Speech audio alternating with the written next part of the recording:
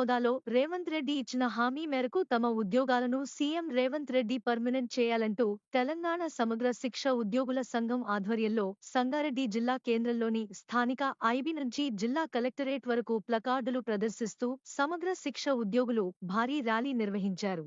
ఈ కార్యక్రమంలో జేఏసీ అధ్యక్షుడు మారెళ్ల దత్తు, ప్రధాన కార్యదర్శి అనిల్, జాయింట్ సెక్రటరీ శేషాద్రితో పాటు సమగ్ర శిక్ష ఉద్యోగులు, మహిళా ఉద్యోగులు పాల్గొన్నారు.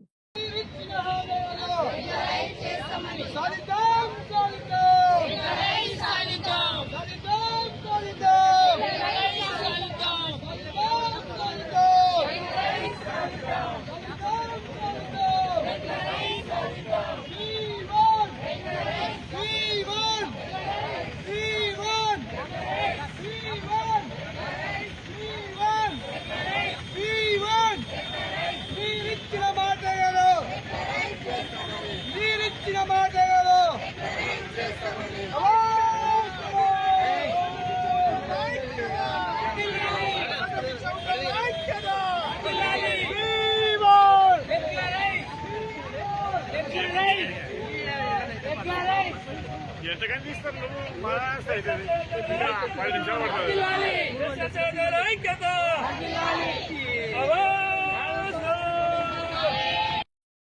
విషయం ఏంటంటే పోయిన సంవత్సరం పోయిన సంవత్సరం గౌరవనీయులు మాజీ ముఖ్యమంత్రి గారు కేసీఆర్ గారు రెగ్యులరైజ్ చేస్తానని హామీ ఇచ్చి మాట తప్పారు. కాబట్టి పోయిన సంవత్సరం 22 రోజులు మేము కూడా ఇక్కడే సమ్మె చేయడం జరిగింది కలెక్టరేట్ దగ్గర.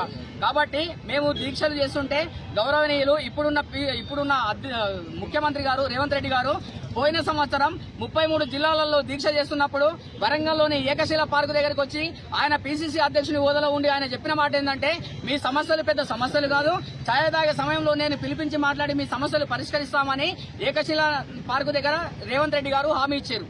మేము అదే అడుగుతున్నాం, అయ్యా ముఖ్యమంత్రి గారు మీరు అధికారంలోకి వచ్చే సంవత్సరం అవుతుంది.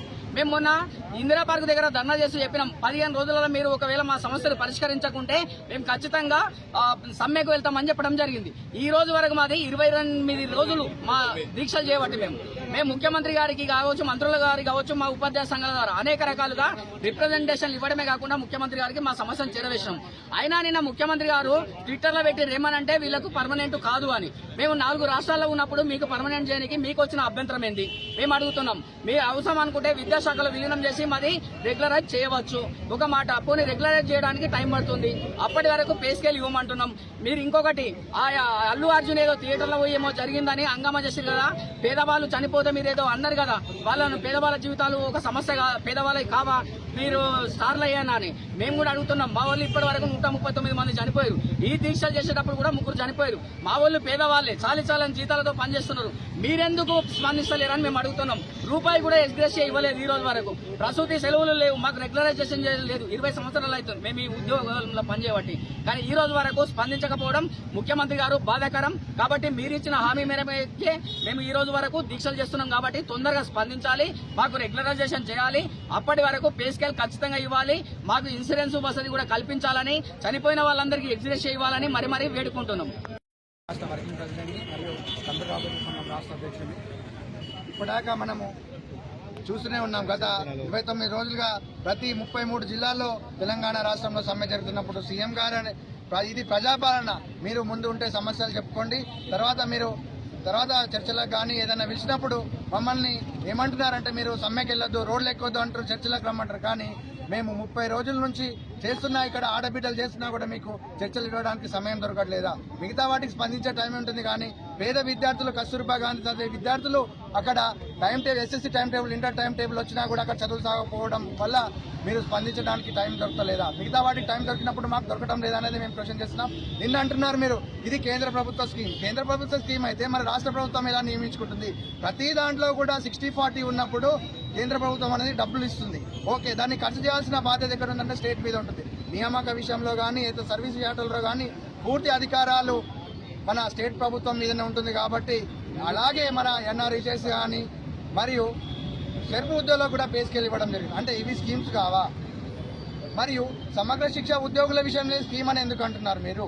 ఇక్కడ ఉన్న కస్తూర్బా విద్యాలయాలు ఉన్నారు, స్కీమ్ పోయినప్పుడు మీరు పోతారని అనుకుందాం. మరి కస్తూర్బా ఉద్యోగాలలో ఉన్న ఉద్యోగులలో బిల్డింగ్ అనేటివి బిల్డింగ్ కూడా కూలగొడతారా? మండల విద్యాధికారి ఉన్నారు, మండల విద్యాధికారి కూడా ఎక్కడో టెంపరీ ఉన్నారు, అక్కడ ఇన్ఛార్జ్ల పాలన ఉంది. మరి మిగతా నాన్ టీచింగ్ స్టాఫ్ కూడా నాన్ టీచింగ్ అడ్మినిస్ట్రేషన్ ఫీల్డ్ లో మొత్తం కాంట్రాక్ట్ వ్యవస్థ ఉంది. మరి అక్కడ బిల్డింగ్ ఒకటే రెగ్యులర్, ఎంఈఓలు కూడా రెగ్యులర్ లేరు. మరి ఈ పరిస్థితి ఏంది? విద్యా వ్యవస్థ అనేది మీ దగ్గర ఉంది. విద్యా వ్యవస్థలో ఉన్నప్పుడు అడ్మినిస్ట్రేషన్ పరంగా లేనప్పుడు ఎలా విద్యా వ్యవస్థ బాగుపడుతుంది? మేము క్వశ్చన్ చేస్తున్నదా ఇదే అండి. మీరు ఇప్పటికైనా స్పందించి మీరు అన్నారు నిన్న ఏదైతే అన్నారో చర్చలకు పిలిచి మాట్లాడుకుందామని, మీ చర్చల కోసం మేమే వెయిట్ చేస్తున్నాం. కాబట్టి ప్రతి ఒక్కరికి కూడా మేము మీడియా తరఫున కోరేది ఒకటే, మంత్రివర్గానికి కూడా మరియు సీఎం గారికి మీరు చర్చలకు పిలిచండి, మా ప్రాబ్లమ్ని సాల్వ్ చేయండి. రెగ్యులర్ అండి ఇబ్బంది అవుతుందంట, ఓకే. మీరు రెగ్యులర్ ఎక్కడ 16 జీవో ఒకటి వేయబడింది అంటే రూల్ ఆఫ్ రిజర్వేషన్ పాటించలేదు, మరియు ఇక్కడ ఇతర అంశాలపైన మీరు 16 జీవో అనేది కొట్టివేయడం జరిగింది. సుప్రీంకోర్టు ఏం చెప్పిందంటే సమాన పనికి సమాన వేతనం ఇవ్వమని సుప్రీంకోర్టు చెప్పింది కదా. మరి మీరు ఎందుకు అలా చేయలేకపోతున్నారు? మేమందరం కూడా డిస్ట్రిక్ట్ సెలక్షన్ కమిటీ ద్వారా వచ్చి రూల్స్ ఆఫ్ రిజర్వేషన్ ప్రకారం వచ్చిన వాళ్ళం కాబట్టి దానికి మాకు రెగ్యులర్ చేయడానికి ప్రతి ఒక్కరికి అర్హత ఉన్న వాళ్ళమే. కాబట్టి ఒకవేళ మీకు ఇబ్బంది పరంగా ఫైనాన్స్ పరంగా ఇబ్బంది ఉన్నదని అనుకున్నప్పుడు మాకు పే స్కేల్ ఇచ్చి అయినా మీరు కమిటీ వేసి పే స్కేల్ ఇచ్చి అప్పటి వరకు ఇలాంటి సాధ్యాసాధ్యాలు పరిశీలించవలసిందిగా, చర్చలకు పిలవాల్సిందిగా మీడియా ముఖంగా మేము సీఎం గారిని తెలియజేస్తున్నాం. వెట్టి చాకిరీగా చేస్తున్నాము. మా పిల్లలు కూడా ఇంట్లో వదిలేసి, హాస్పిటల్లో ఉన్న వాళ్ళు బెడ్ మీద వదిలేసి, అక్కడ స్కూల్లో ఉండే పిల్లలు మా పిల్లలుగా సేవలు చేస్తూ మేము ఇన్ని రోజులు చేస్తున్నాము. చంటి బిడ్డలను తీసుకొని కూడా టెంట్ కింద గత 29 రోజులుగా ఇక్కడ చేస్తున్నాము. గత సంవత్సరం కూడా గత పాలనలో కూడా మేము 22-23 రోజులు చేశాము. అయినా ప్రభుత్వం మమ్మల్ని నీరు కార్చింది. కాంట్రాక్ట్ వ్యవస్థనే లేకుండా చేస్తామని చెప్పిన సీఎం కేసీఆర్ కూడా మమ్మల్ని స్పందించలేకుండా చేశారు. ఇప్పుడు కూడా రేవంత్ రెడ్డి సారు మహిళల కోసం ఉచిత బస్సు పథకాలను పెడుతున్నారు. ఇక్కడ కూడా మహిళలు ఉంటారు, కానీ ఆయనకు మహిళలుగా మేము కల్పిస్తలేమేమో, ఛాయ్ కూడా ఇంకా తాగుతలేడేమో. మా పరిస్థితి ఇట్లుంటాయి, చాలా ఘోరంగా ఉంటాయి. నిత్యావసర వస్తువులు చూస్తే రోజు రోజు కొండెక్కిపోతున్నాయి. మాకు వచ్చి 20,000 జీతం, 15,000 జీతం, 7,000, ఒక్కొక్కరికి 7,000 కూడా జీతాలు ఉంటాయి. ఎలా బతకాలి? ఇంకొకటి మాకు ఏజ్ కూడా అయిపోయింది, ప్రభుత్వ ఉద్యోగాలను కూడా రాయలేని పరిస్థితిలో మేము ఉంటాము. ప్రభుత్వం స్పందిస్తే ఎంతైనా చేయగలుగుతారు. సీఎం గారు అనుకుంటే వెంటనే స్పందించి మా కోరికలు మేమేం అడుగుతున్నాం, రెగ్యులరైజ్ కాకుండా కనీసం పే స్కేల్ తీసి మీకు ఇస్తామని ఒక శుభవార్తలాగా చెప్పాలని ఈ రోజు తెలంగాణ బిడ్డలంతా ఎదురు చూస్తున్నాం.